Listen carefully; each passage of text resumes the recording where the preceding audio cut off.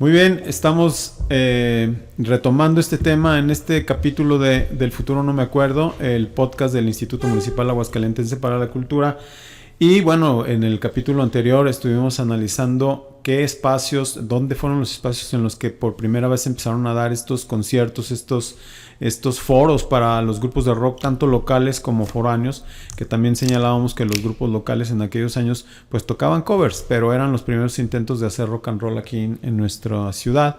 Pero vinieron grupos importantes, Juan Manuel hizo foro, digamos, en el Teatro del Seguro Social, pero no había un foro así, digamos, establecido en el que la gente habitualmente pudiera acceder a estar escuchando rock continuamente, ¿no? A lo mejor las cosas se van dando ahora sí que junto con pegado. No había una escena, digamos, muy grande de bandas de rock local que estuvieran intentando hacer música original, pero empezaba por ahí la inquietud de escuchar bandas de fuera, de empezar a hacer una canción u otra, y los foros poco a poco a lo mejor se fueron dando. Creo yo que hasta los 90s empezamos a tener así como algún espacio como de más habitual, ¿no? O sea, todo esto que estábamos hablando en el capítulo anterior, Juan, estábamos hablando de que 70s, principios de los 80s, ¿no?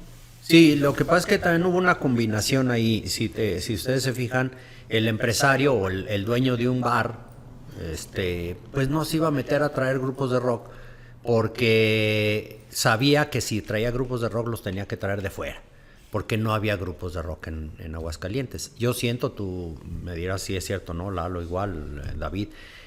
Yo siento que el despegue de cuando empiezan a surgir grupos es cuando se crea la escuela Manuel M. Ponce, que a partir de ahí es cuando empieza más la inquietud, sí. Pues más chavos que empiezan a estudiar y luego quieres formar tu grupo. Ya había, pero no al nivel que empezó a haber a partir de la. Porque yo recuerdo, por ejemplo, digo, yo soy de la primera generación de la Ponce, bueno, de la segunda, porque la primera empezó en la Casa de la Cultura y la segunda generación fue cuando ya inauguraron el centro en la calle Manuel M. Ponce. Pero antes de eso, yo ya recuerdo, por ejemplo, a las Cebollas de Cristal. Recuerdo los Sport Boys mismos, ¿no? Sí. Los Sport Boys, Oleon. Que Oleon junto, fíjate, cuando estaba formado Oleon por el Luis Flores en los teclados, el teclados y violín, Chava Quesada, Jesús Checo Díaz, Checo en el bajo y el Pajarito en la batería, o a veces era Manuel en la batería, Manuel Salazar. Ya tocaban cosas interesantes, sí, como New Wave. Sí. Eran o medio semiprogresivas, New Wave. Y también me acuerdo de David Salazar en una banda que se llamaba Crisis, que también estaban intentando hacer algo de material original. O sea, previo a todo esto de la Manuel de Ponce, porque yo a ellos había también Luis Ariel. Tenía una banda que se llamaba Isis, con el Sapo. Con el Sapo al bajo, también Luis Flores en los teclados. ¿Y quién era el baterista? No me acuerdo quién era el baterista, pero se llamaba Isis y los vi en la prepa de Petróleos. El punto es que yo a ellos los veía tocar y yo todavía estaba en la prepa, yo todavía no entraba a la Ponce. Entonces, pero sí efectivamente creo, al menos en lo personal, yo me metí a la escuela Ponce porque yo para ese entonces ya me podría haber considerado un melómano porque ya tenía una colección como de 700 viniles. Mi interés ya en la música, ya definido a querer ser músico, era estudiar para poder hacer rock progresivo, que ya a mí me parecía que era muy complicado hacer rock progresivo y necesitabas estudiar para poder tocar o para poder componer ese tipo de música, ¿no? Y sí, creo que de ahí pues hubo un semillero, pero ya venía.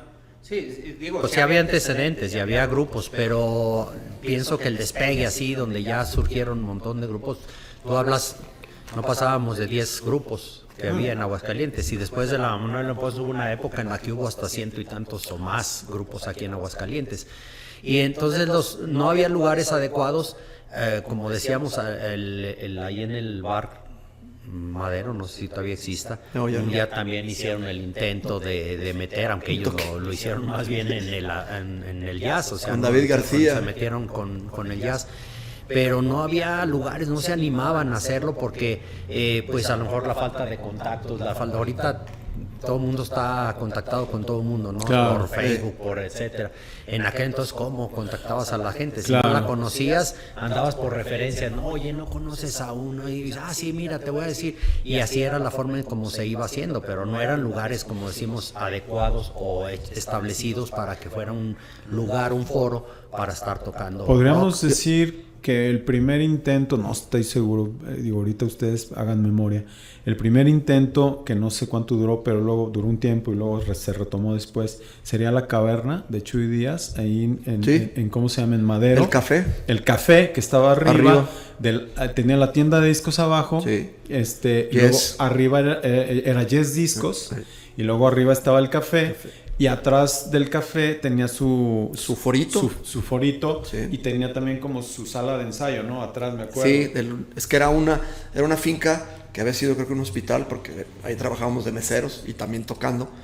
Y entonces lo que dices, era la cochera y en todo eran los discos de exhibición, las vitrinas. Abajo. Ajá, abajo, en donde era la cochera. Sí. Ahí de hecho en la noche guardaba los coches. Y luego le seguías por un pasillo y era toda la tienda de discos Yes. Y si te seguías por ese pasillo, salías al patio trasero, que era muy grande, y tenía como alrededor cuartos. Entonces de un lado era la cafetería y del otro lado era la casa de Chuy y su ensayo. Y Chuy Díaz pues tenía todos los recursos técnicos. Entonces eso lo hacía también diferente. Tenías ahí el recurso para poder sonar y tocar y ensayar. Y eso fue 80s, ¿no? Sí, yo ahí... 84, 85. La primera vez que a mí me pusieron los instrumentos ya eléctricos, algunas veces ensayamos en mi casa ahí con el piano, pero ahí ensayábamos con Chuy y hacía el primer toquín cuando debutamos con los Sport Boys. Fue por ahí de septiembre del 80-81, porque por ahí tengo creo que una publicidad. Y fue en la esquina lo que decías, que eran lugares improvisados, en la esquina de, que antes se llamaba J. Pani y Nieto, donde es ahora el Rock and Drinks, sí. Abajo o arriba, creo que fue abajo. Y era como una lonchería, bar, cantina, y Chuy Díaz organizó una fiesta que me acuerdo del eslogan, se llamaba Fiesta de Luz y Sonido, con luces de colores, bandas de rock, Oleon y Sport Boys. Y ahí debutamos con los Sport Boys. Luces de colores, luces de colores, güey. Porque... Era lo atractivo. Y recordemos también el foro, ahora sí que aunque sea temporal, pero el foro de la feria de San Marcos. Es que el de la explanada, ¿verdad? No, o sea... No, los antros. Los antros. Los es antros. que el señor Fiesta, no sé si te acuerdas del Gira Gira. Tú tocabas, pues eso fue, el señor Fiesta fue un poquito después. Ahí te va, es que Crispín La ópera Rodríguez tenía la ópera aquí en Madero junto al Sol del Centro y ahí se tocaba. También había. Ahí se tocaba rock, se tocaba trova y el que quisiera tocar ahí había foro y era hasta como medio para hacer el after porque a lo mejor tú salías de una fiesta y llegabas ahí a puerta cerrada, estaba tocando ahí el Vicente Chávez con su grupo Fosfación.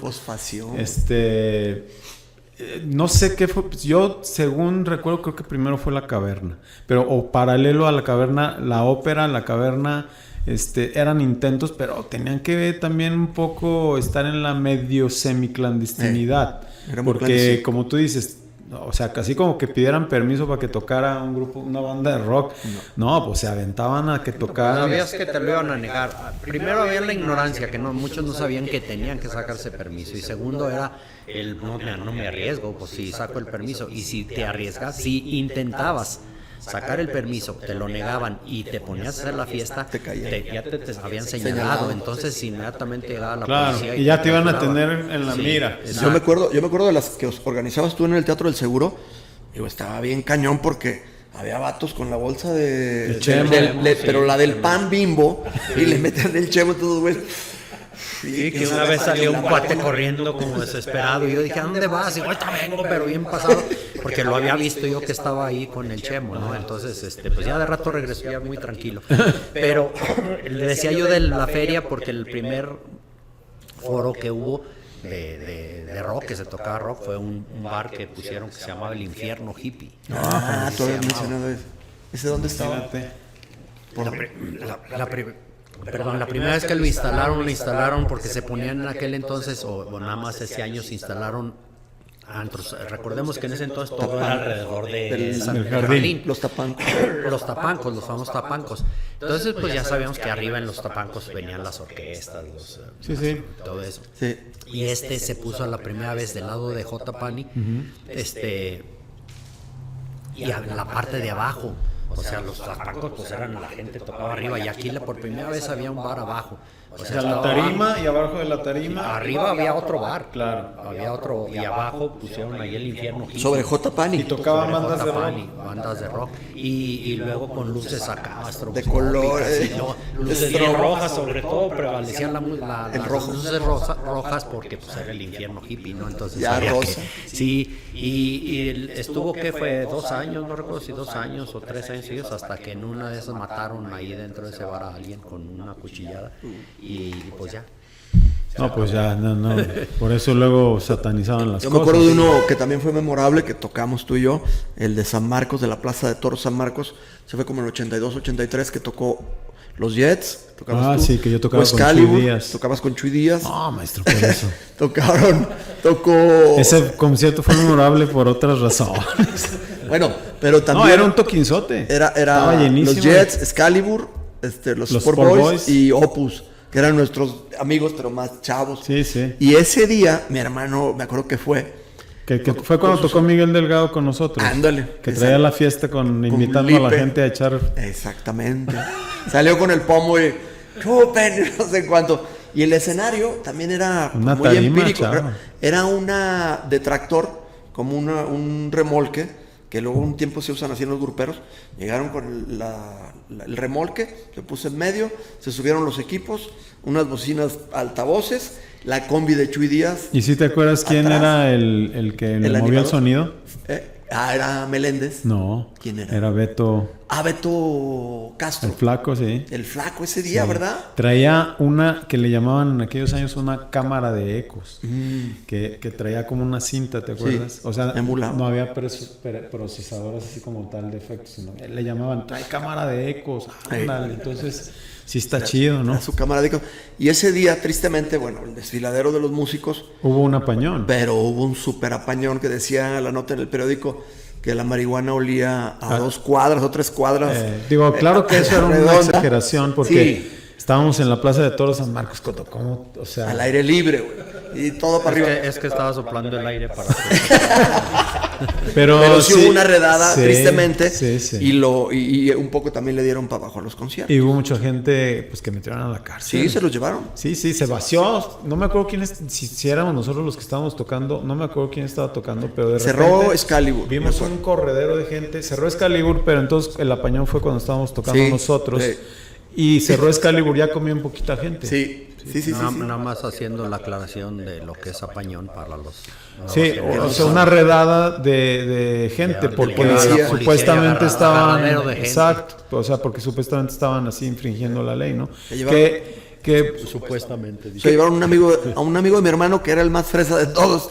Y sobres, vente para acá. Se lo llevaron. Que sí es o sea, sí lo satanizaban porque pues la gente simplemente estaba divirtiéndose, estaba apreciando. Ni siquiera eran las épocas en las que la gente bailaba mucho en los conciertos. Querían ver, querían observar y escuchar. La gente se sentaba incluso a veces en el piso a estar escuchando el concierto, si acaso Estabas aplaudían. tranquilo porque, como les decía en ese concierto, hasta se fingió un pleito que ni siquiera pleitos había. O sea, no Exacto. había pleitos, había más pleitos en una función de box, en una función de lucha libre, había Sí. más pleitos en las tribunas o en un partido de fútbol Sí. que lo que había en los conciertos. Sí. Y más alcohol. Sí, la gente era muy tranquila y se Un terminaba poco el también concierto. por eso también creo que muchos de los intentos de tener estos espacios se refugiaron en las instituciones culturales, porque si era la universidad, si era el Instituto Cultural los que organizaban, entonces no tenías tanto esas broncas, ¿no? Sí. Incluso ya como grupo, a mediados de los 80, nosotros siempre, como sigue siendo hasta el momento, esperábamos la feria para tocar tanto en algún antro que se abriera, que a mí me tocó, por ejemplo, en la ópera, tocar toda la temporada, todos los días ahí, que en ese tiempo tocábamos jazz, que era con Jazz 4, y luego con Gira Gira, Oleaje. que no, éramos con el AC, que ya era rock and el roll. AC, Y ahí sí. mezclábamos música original y música y covers. Me acuerdo que a la gente le encantaba porque tocábamos. Yo creo que fuimos el primer grupo, al menos en Aguascalientes, que tocaba Hotel California tal cual. Ya después todo el mundo lo tocó, ¿verdad? Pero lo tocábamos tal cual porque teníamos a Hugo Díaz y a Checo Enríquez de guitarristas y tocaban excelente los dos. Sí. Pero también esperábamos la feria, el periodo ferial, porque sí había cabida para las bandas de rock. Y había público. Y había público, porque Claro. ahorita recordando así de la gente que apoyó, pues, me acuerdo del maestro Leobardo. El maestro Leobardo, que era el encargado de los teatros en el Instituto Cultural, que en ese tiempo no se llamaba Instituto Cultural, era la Casa de la Cultura. Casa de Cultura. Él te daba foro. No, pues, sí, ven, llegamos a tocarnos en el Museo Posada, En el Morelos. en el Teatro Morelos, que también David García tuvo mucho que ver en esos conciertos del Teatro Morelos. En artes visuales. Ahí había toquines. Es que en la feria te daba la oportunidad de tocar en varios lugares, en antros, Exacto. en bares, En o teatros, o en foros que sí, foros organizaban culturales. los institutos. A mí sí tuve la desventura, por eso emprendí el hacer los conciertos ya yo solo, porque el primer concierto que hice, repito, fue Lito Nevia, auspiciado por la universidad, Radio Universidad más bien, que era donde yo estaba.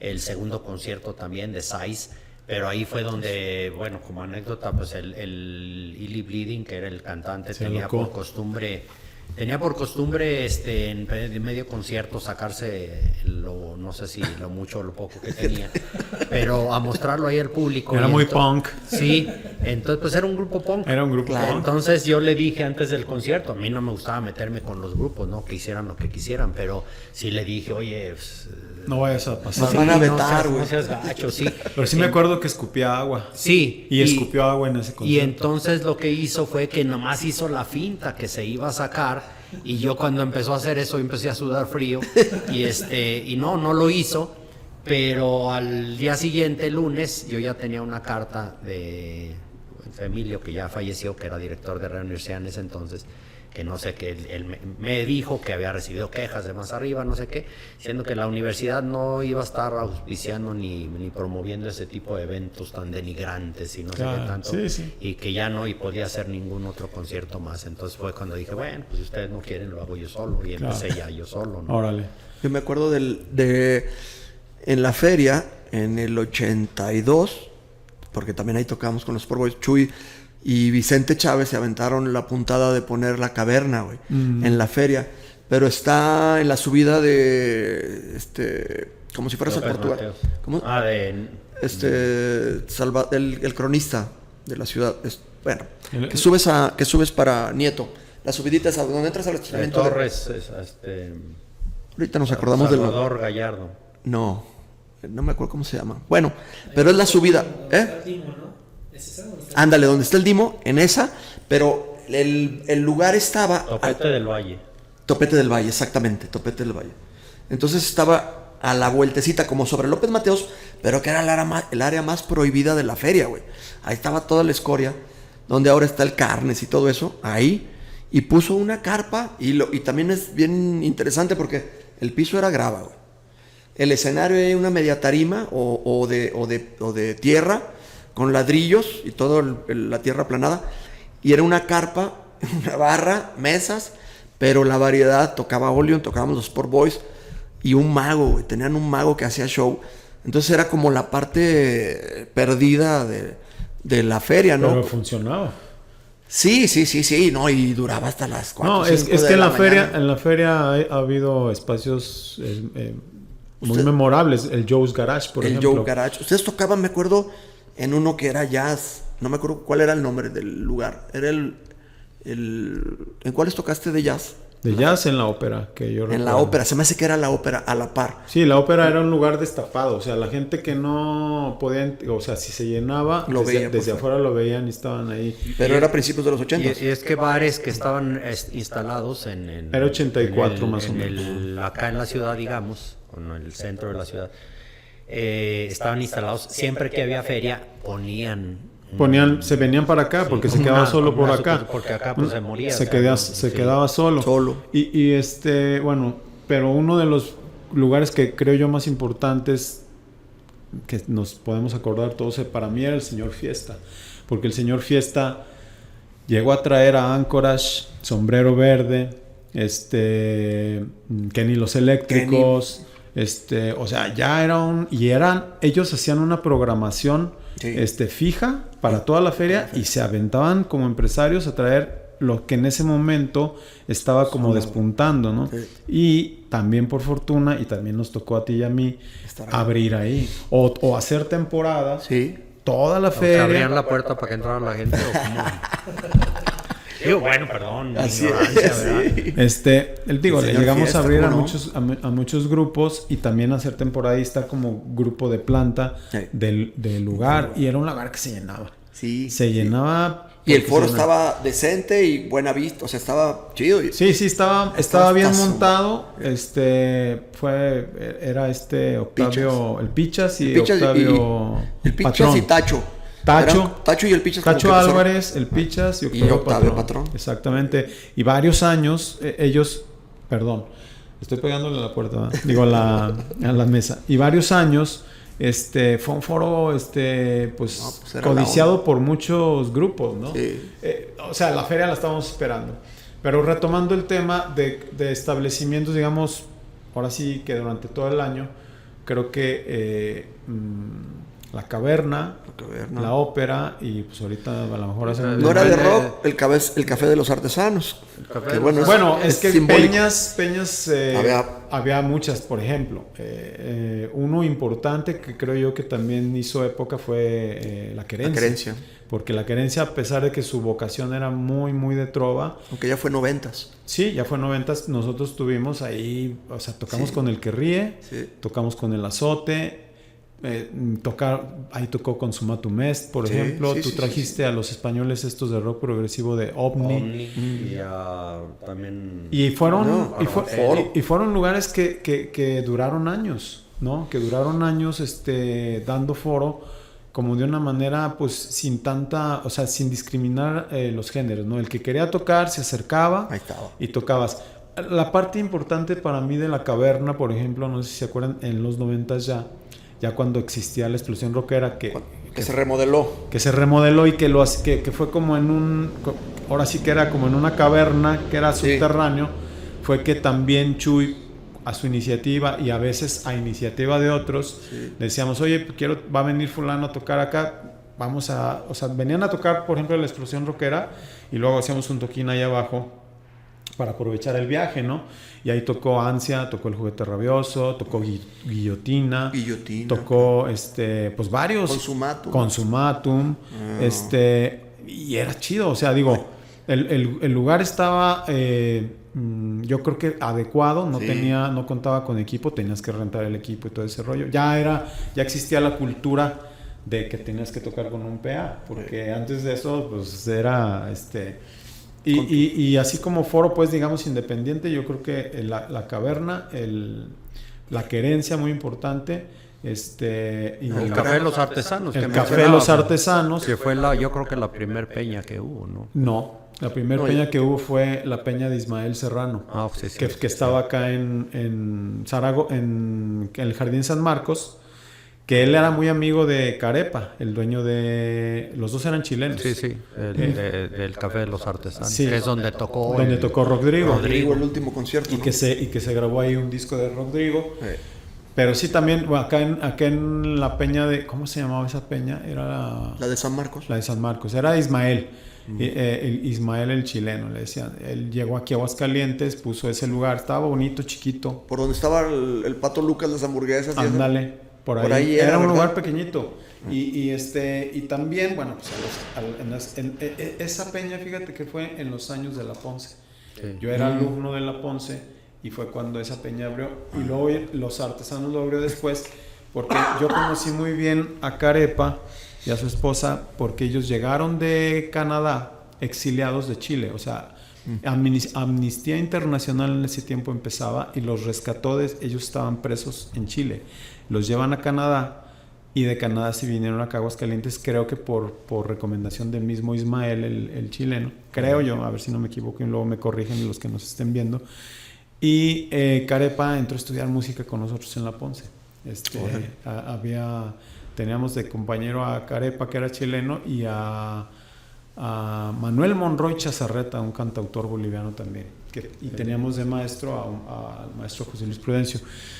Hablando de los foros, el Roxy fue mucho después. Mucho Sí. después. ¿Sabes cuál? El Roxy ya, vamos a ir abordando el tema del Roxy ya casi paralelo al tema del Brixton. Nos faltó la Cueva del Gnomo. La Cueva del Gnomo. La Cueva del Gnomo, nos faltó La que estaba en el lado de San Marcos. el Aguizote.